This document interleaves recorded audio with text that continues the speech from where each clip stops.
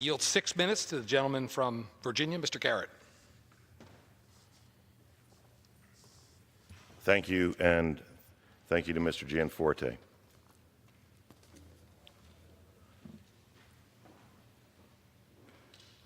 Somewhere, Mr. Speaker, someone is watching what's going on in this chamber even now. Of 320 plus million, many someones are watching. And most of them don't have a clue who I am, and that's okay. But the fact that most of them don't have a clue who the lady to my left, your right is not okay. April 23rd, 1951, in Prince Edward County, Virginia, at the R.R. Moton High School, a 16-year-old student named Barbara Rose Johns strode onto a stage and implored her peers at this all-African-American high school to assert their God-given rights of equality. I am honored today by the presence of Miss Johns' sister, Joan Johns, in the gallery. She's tickled when she speaks to me, which tickles me because I'm tickled when I speak to her. I told her earlier today, Mr. Speaker, that I was in love with her sister. It's interesting because she's sitting with my wife. And the reason that I say that is that I love America. And as a member of the State House, I had the honor of carrying legislation that made April 23rd Barbara Johns Day in Virginia. And the reason is that Barbara Johns' story is a story that every American should know.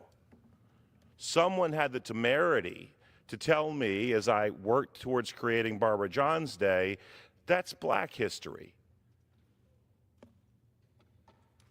Mr. Speaker, it's not black history or white history.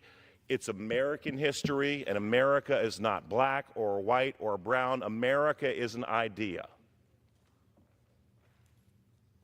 So when the founders drafted the preamble to the Constitution and called for us to form a more perfect union, the presence of the word more implied a perpetual duty. And the revolution that cast off an oppressive government from across an ocean against Great Britain is one that I would argue is perpetual. That another hero of mine named Thomas Jefferson was a slave owner, certainly an imperfect man, who articulated near-perfect ideas. Fast forward to April 23rd, 1951. Barbara Johns, with a clean and clear and bright mind, influenced by her teachers and her uncle Vernon Johns, understood that rights are not given by government but by something bigger, and understood that the duty of a citizen in a free nation was to assert their God-given rights. And so the idea of something as draconianly oppressive as separate but equal was intolerable.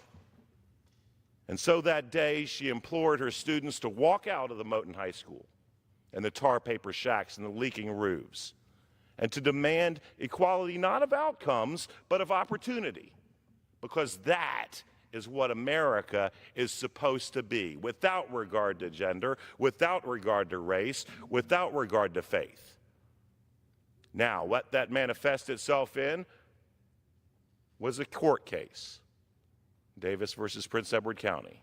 That court case was amalgamated into another case of which I hope that people have heard, Brown versus Board of Education. The difference between that case and every other case was that those were initiated by lawyers, and this case was initiated by a 16-year-old girl who understood that the promise of liberty was not just to one group or another, that the American Revolution was perpetual, and that God had given her rights, just like everyone else, to be asserted as a citizen in a free society.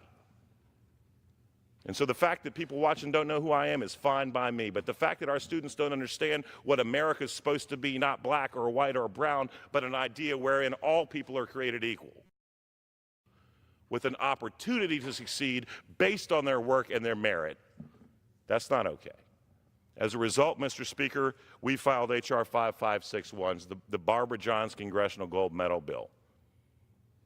Her efforts, without lauding herself, without patting herself on the back, indeed going forth from this state and living a humble life as a wife and a librarian as she aspired to, are the embodiment of the nameless, faceless millions who've sacrificed so that we can live in a country that seeks to employ an idea that is the greatest idea known to the history of free people. The civil rights movement's not a black history story. It's not a white history story. It's an American history story. We're not a black nation or a white nation.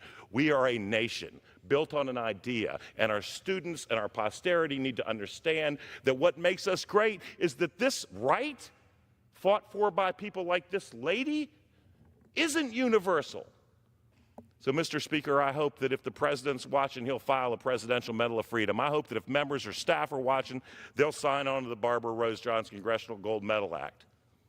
And I hope that if students are watching, they'll go to school tomorrow and tell their peers, this is a country where people stood up so that we all have a chance to be that which we dream to be. Because that's who Barbara Rose Johnson was, and it's an American history story worth telling. Mr. Speaker, I thank you, I thank the gentleman, and I'd yield back. Mr. Speaker,